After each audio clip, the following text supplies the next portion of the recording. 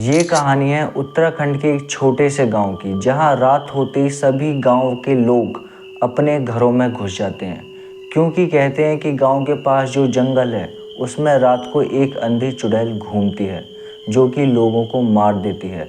उसकी आंखें नहीं हैं, लेकिन वो लोगों की धड़कन सुन के उनका पीछा करती है।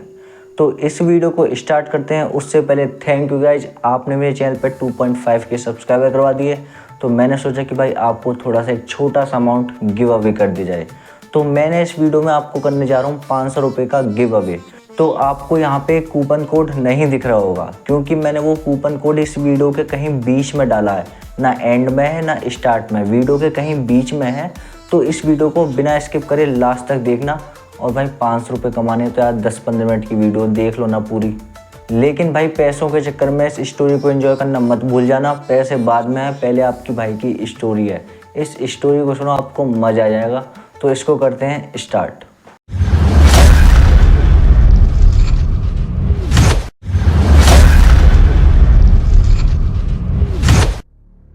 तो इस कहानी में हमारा मेन कैरेक्टर है राहुल। राहुल जो एक स्टूडेंट है जो कि कॉलेज में पढ़ाई करता है और हॉस्टल में रहता है। हॉस्टल में उसके कमरे में एक और बंदा रहता है जिसका नाम है दीपक। तो इन दोनों की कॉलेज की लगभग 10-15 दिन की छुट्टी पड़ जाती है। तो दीपक अपने गांव जाने की सोचता है जो कि उत्तराखंड में है।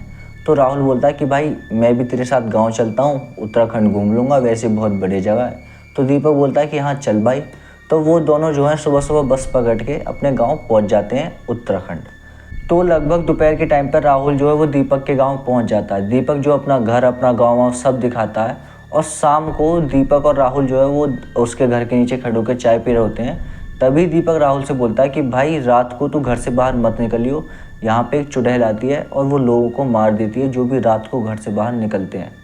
तो ये बात सुन के जो है राहुल हंसने लग जाता है कि दीपक भाई तुम 2025 में जी रहे हो और तुम इन सब बातों पर विश्वास कर रहे हो। तो दीपक बोलता है कि भाई तू इन सब चीज़ों को हल्के में मत ले, यहाँ पे ये सच्ची घटना है, चुड़ैल ने बहुत सारे लोगों को मार दिया है। तू यहाँ पे 10-15 दिन के लिए रहने आया है, चुप रहे और हम दोनों भाई चलेंगे 10-15 दिन बाद अपने हॉस्टल। ये दोनों आपस में ये बात कर ही रहे होते हैं, तभी पीछे से 3-4 लोग भागते हुए आते हैं और कहते हैं मोहन को वो चुड़ैल ले गई, मोहन को चुड़ैल ने मार दिया।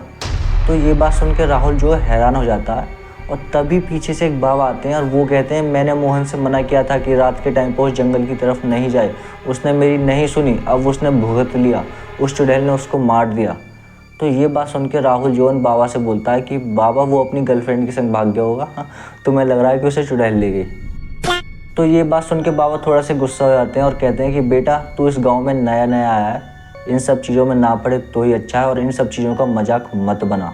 तो राहुल उन बाबा से बोलता है कि बाबा ये चुड़ैल वुड़ैल कुछ नहीं होती, अगर तुम्हें इस बात पर विश्वास नहीं है तो देखो मैं कल जंगल जाऊंगा और जिंदा वापस आऊँगा, मुझे वो चुड़ैल मार के दिखा दे। तो ये बात सुन के बाबा बोलते हैं कि बेटा जो ये तेरे खून में गर्मी है ना, ये चुड़ैल सब निकालती। तो वो बाबा बोलते हैं कि बेटा जो तेरे खून में गर्मी है ना, इसे थोड़ा सा काबू में रख। तू इस गाँव के बारे में क्या जानता है? तुझे इस गाँव का कुछ इतिहास पता है? नहीं पता ना, तो सुन आज मैं तुझे बताता हूँ। इन सब गांव वालों ने आज से लगभग 80-90 साल पहले एक औरत को जिंदा जला दिया था, क्योंकि उस पर यह आरोप लगाया था कि वो जादू टोटका करके इन सब गांव वालों को मारने की कोशिश करती है। तो उस औरत ने मरते मरते ये श्राप दिया कि तुम सब ने मेरी आंखें छीन ली, अब मैं तुम सबको मौत के घाट उतार दूंगी। और तभी से वो औरत चुड़ैल बनके जो पास का जंगल है उसमें वो घूमती है और रात के टाइम पर जो भी उस जंगल के अंदर जाता है उसे वो मार देती है। तो ये सब बात सुन के राहुल जो थोड़ा सीरियस हो जाता है और बोलता है कि चलो बाबा ठीक है, मैंने मान लिया कि चुड़ैल है, तो मुझे ये बताओ कि उस चुड़ैल से हम कैसे मुक्ति पा सकते हैं? जब वो चुड़ैल है तो उससे कैसे बचा जाए? तो बाबा कहते हैं कि बेटा उस चुड़ैल की आंखें नहीं हैं, वो लोगों के दिल की धड़कन सुन के उनका पीछा करती है और जो भी उसकी आंखों में देख ले तो वो चुड़ैल एकदम कमज़ोर पड़ जाती है और हो सकता है कि वो मर भी जाए। तो ये बात सुन के राहुल जो एकदम खुश हो जाता है, वो कहता है कि ठीक है देखो मैं कल उस जंगल में जाऊंगा। पहले तो 99% चांस है कि वो चुड़ैल नहीं मिले, अगर 1% मिल भी गई तो मेरे पास उपाय है, मैं उससे बच जाऊंगा। तो बाबा कहते हैं बेटा इस खेल को मत खेल। तो राहुल कहता है हाँ ठीक है बाबा नहीं खेलूँगा, मतलब कि वहाँ से मना करके वो घर पर आ जाता है। दीपक उसे बहुत समझाता है कि भाई इस सब चीज़ों में मत पड़, 10 दिन रहे और चल देना अपने हॉस्टल, आराम से अपनी ज़िंदगी जिएंगे। लेकिन राहुल बोलता है कि नहीं भाई मैं जंगल जाऊंगा, मैं इन सब गाँव वालों को दिखाऊंगा कि ये सब अंधविश्वास है। और अगले दिन राहुल जो है अपने हाथ में टॉर्च लेके लगभग 9-10 बजे के करीब चला जाता है उस जंगल में। वो जैसे उस जंगल के अंदर जाता है वो देखता है कि पूरे जंगल में एक अजीब सी शांति है। जो रात को झींगुर वींगुर ये सब आवाज़ करते ना, उसकी आवाज़ नहीं आ रही। पूरा जंगल शांत पड़ा है, हवा भी नहीं चल रही, एक पत्ता भी नहीं हिल रहा। तभी राहुल देखता है कि साइड वाले पेड़ से एकदम टहनी टूटती है, तो उस साइड में देखता है और तभी एकदम इस साइड से एक टहनी टूटती है। तभी राहुल का एकदम ध्यान जाता है, सामने एक औरत खड़ी है, लगभग 600-700 मीटर दूर एक औरत खड़ी है। तो राहुल जो अपनी टॉर्च जला के उसके चेहरे पे मारता है। जैसे ही वो उसके चेहरे पे मारता है उसकी रूह कांप जाती है। वो देखता है कि उसका पूरा चेहरा जला हुआ है, उसकी आंखें पूरी सफ़ेद पड़ी हुई हैं। ये देख के राहुल बहुत ज़्यादा डर जाता है, उसके हाथ कांपने लगते हैं और उसके हाथ से टॉर्च नीचे गिर जाती है और टॉर्च एकदम बंद हो जाती है। और ये देख के राहुल जो पीछे एकदम बहुत तेज़ भागता है और लगभग 2-3 मिनट से वो भागते रहता है और 2-3 मिनट बाद वो देखता है कि वो उसी जगह पर खड़ा है जहाँ से उसने भागना चालू करा था। उसके पैर के नीचे टॉर्च है। वो पीछे मुड़ के देखता है तो वो देखता है कि वही औरत वहीं पर खड़ी है। तो ये देख के राहुल बहुत ज़्यादा डर जाता है, वो डर के मारे नीचे गिर जाता है। तभी उसके कान के पास एक आवाज़ आती है, तेरे दिल की धड़कन बहुत तेज़ है।